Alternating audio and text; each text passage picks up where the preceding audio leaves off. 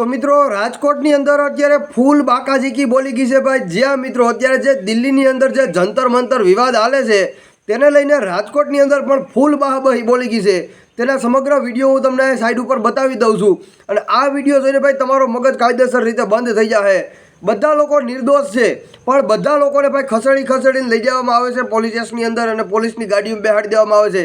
બધા લોકો વિવાદમાં ઉતરી ગયા છે।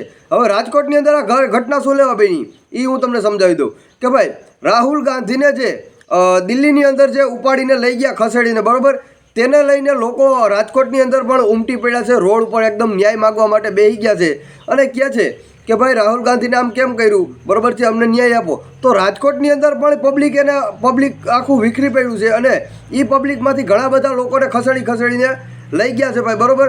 તો અત્યારે ભાઈ દિલ્હીની અંદર જે આ ઘટના ઘટે છે તેને લઈને બધા મોટા માણસો જે છે એ દિલ્હીની અંદર આવે છે, બરાબર, અને ઘણા બધા સેલિબ્રિટીઓ પણ આવે છે આ જંતર મંતરના વિવાદને પાવરફુલ સપોર્ટ કરવા માટે અને જે આ નોટના જે પેપર જે ભાઈ લીક થયા હતા એનો ન્યાય માગવા માટે કે આ પેપર હવે પછી ક્યારેય લીક થવા ન જોઈએ।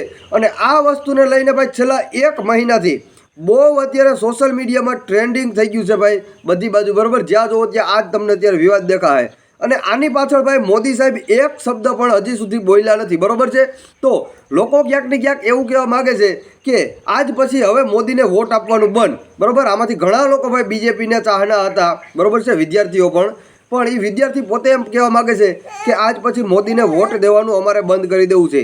એનું કારણ એ છે ભાઈ કે આમાં પેપર લીક થાય છે અને એની પાછળ કોનો હાથ છે ને કોનો હાથ નથી મેન માણસોનો એ કાંઈ ખબર નથી। અને દર વખતે જો આવી રીતે પેપર ભાઈ લીક થતા જ રહેશે તો આ વિદ્યાર્થીઓ જે ભાઈ પરીક્ષાની તૈયારી કરે છે ફૂલ પાવર, એનું શું થાય ભાઈ, બરાબર। એ વિદ્યાર્થીઓ માથે તો આફત પાટવાનું છે। એમાંથી 30 થી 40 તો બાળકો મરી પણ ગયા છે, મૃત્યુ પણ પામી ગયા છે, બધા લોકોએ અલગ સુસાઇડ કર્યું, અલગ રીતે મર્યા છે, બરાબર।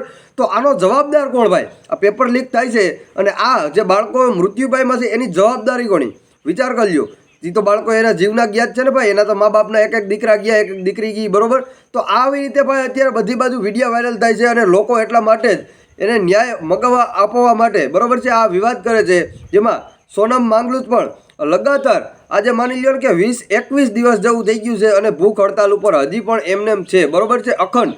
અને બધી પબ્લિકને સપોર્ટ પાવરફુલ સોનમ માંગલુજને કરે છે, કારણ કે ભાઈ 21 દિવસ સુધી ભૂખ્યું રહેવું એ તો બહુ મોટી મુશ્કેલીની વાત કહેવાતી હોય છે। આપણે 5 કલાક પણ ન રહી શકીએ, બરાબર। તો 21 દિવસ સુધી એને પાણી ખાવું નહીં, પીવું નહીં, અનાજ નહીં, એમને ભૂખ્યા રહ્યા છે। તો બહુ મોટી વાત છે આ લોકો માટે, વિદ્યાર્થીઓ માટે ન્યાય માગવા માટે આ બધી અત્યારે હડતાલ અત્યારે બધી બાજુ ચાલુ છે। તો તમારું શું કહેવું છે આ મુદ્દે?